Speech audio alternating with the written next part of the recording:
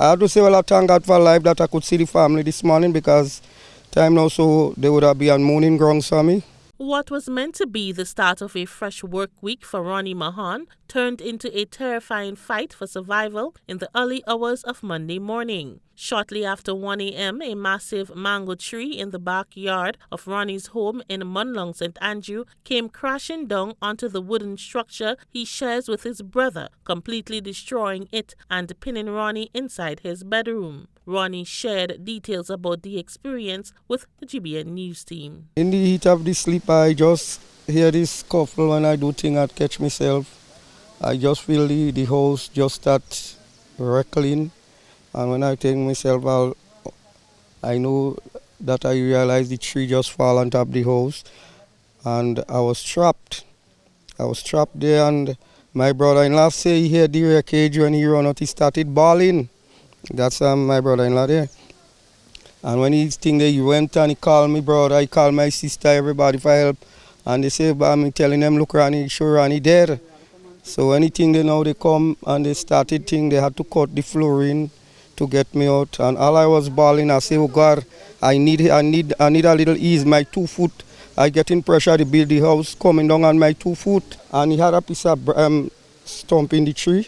That it was just over me like that. So if he didn't have that thing to stick in the ground and it come down, I would have been a dead man. The house was resting, some part of it was resting on the 2 back foot here.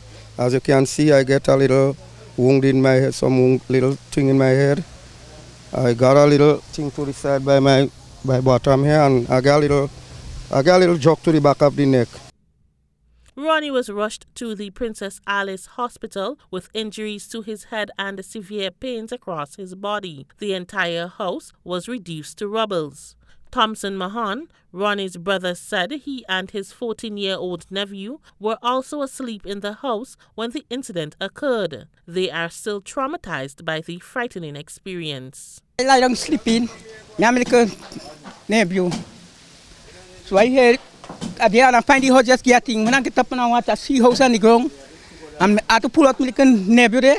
When I call out Ronnie, I don't see Ronnie. When I watch Ronnie, they under something there. We have to, when I pull out the little and he be out, wake wood there. And I get up and then the father and them come up and they start to get changed, something to cut out to take out Ronnie where he was there. But the Mahon brothers weren't the only ones affected. The home of another relative and their children was also damaged. Thankfully, they escaped with minor injuries. I hear this thing, as I close back my eyes, I hear this thing going on and just blow down. So I say, me man, lad, well, you all come to an end. It's when I wake up now and I open my eyes, I just run out. And when I run out, straight up inside Ronnie's house. And I start calling out to Ronnie. And when I look below the house, I see just a little space with Ronnie's face outside, and I start crying. Everybody waking up the whole neighborhood. And same time everybody come out, I go in my van looking for people with chainsaw to come to get Ronnie out. And I didn't even look at my house. My daughter and she baby was in the house.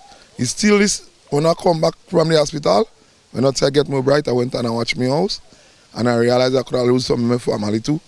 Now, the family is trying to pick up the pieces, clearing the massive tree and salvaging what they can.